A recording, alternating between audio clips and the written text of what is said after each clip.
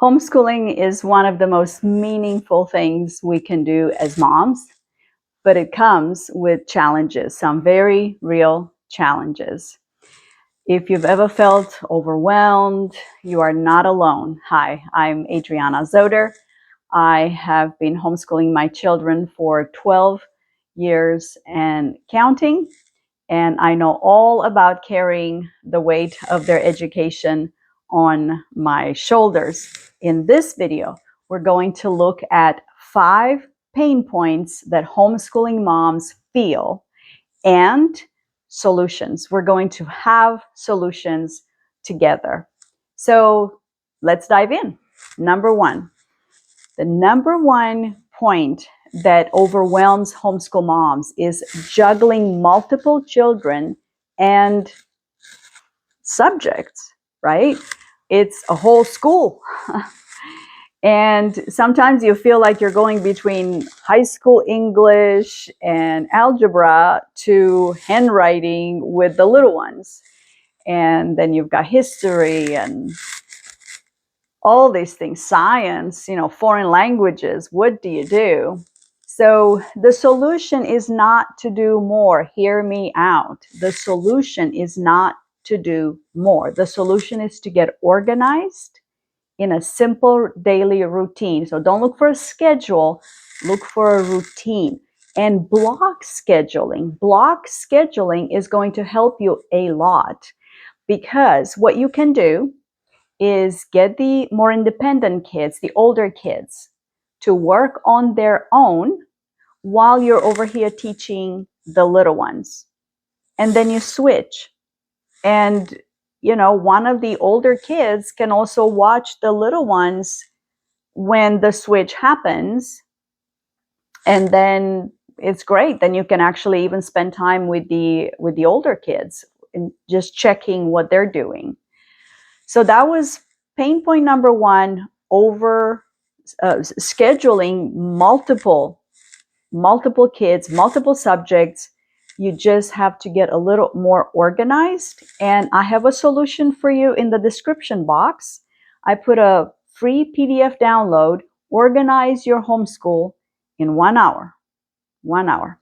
Point number 2, curriculum doubts. Do you doubt your curriculum? Have you ever hit a point where you thought, this curriculum is not working, I don't like it, the kid is almost crying, we're not learning anything? You are not alone. This happens all the time. Let me tell you something. No curriculum is perfect. I would give myself a semester, at least 6 weeks before switching.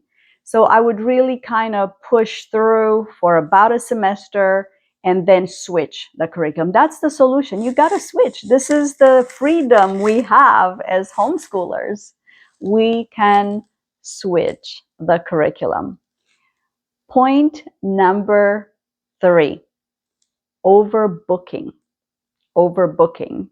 We have so much ambition and so many high, lofty goals in the beginning, right? So we want 2 instruments and 2 sport activities and chess club and ballet and hiking club and Rubik's Cube competitions, so many things. You have to realize overbooking is a normal thing that happens, and then you have to adjust based on your family, your size, your energy level, right? Your geography.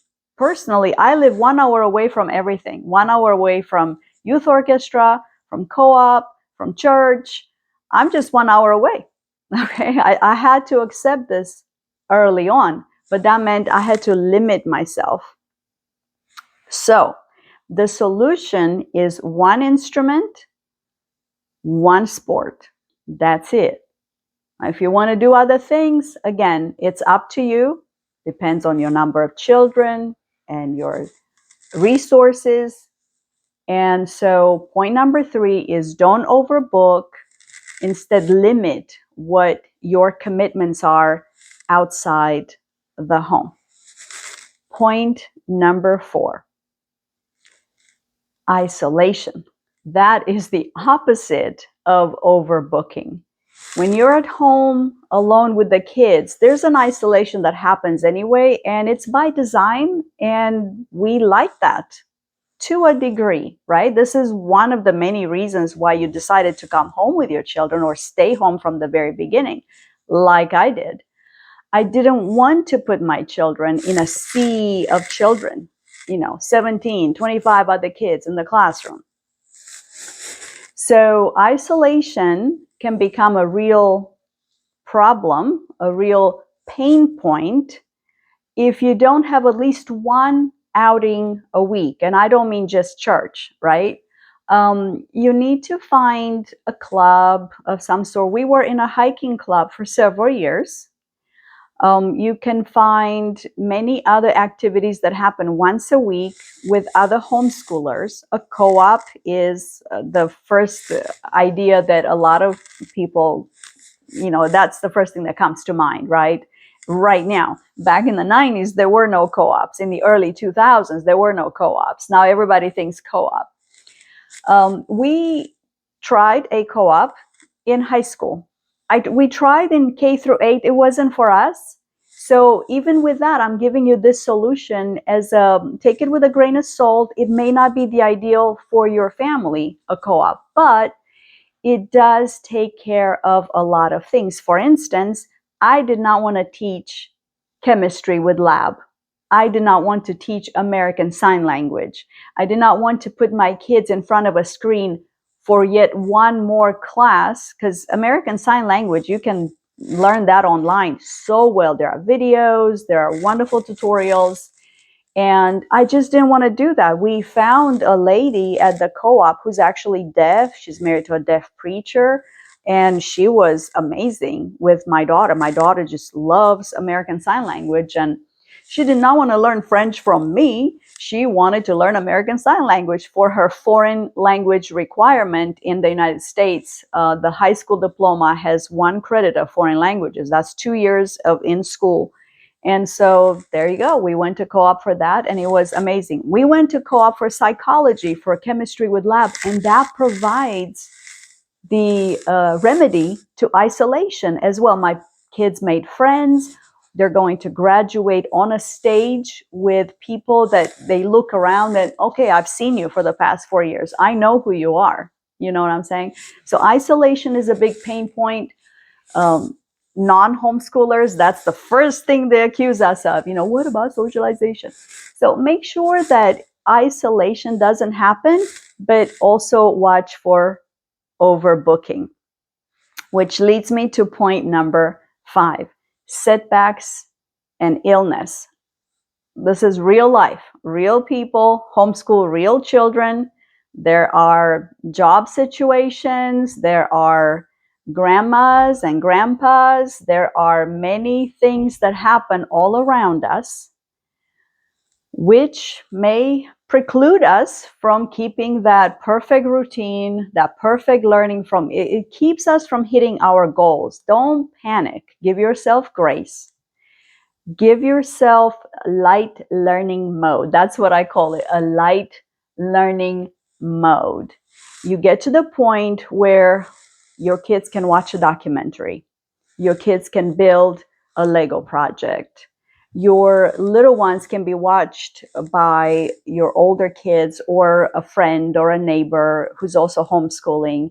And then you can take care of whatever it is that your family is going through. What if you are ill, right? So you have to sort of give yourself grace. Do not expect perfection.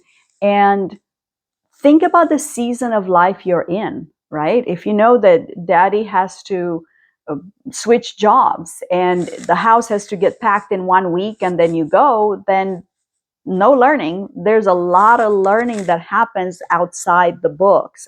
These kids are absorbing information and concepts all the time. I promise you.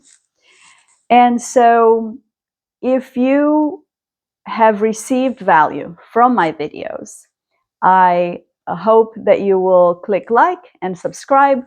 And in case you're interested in comparing Life of Fred math curriculum with Saxon math. I put together a video about that, and it will be somewhere in here where you can click on it right away, and I'll see you in the next video.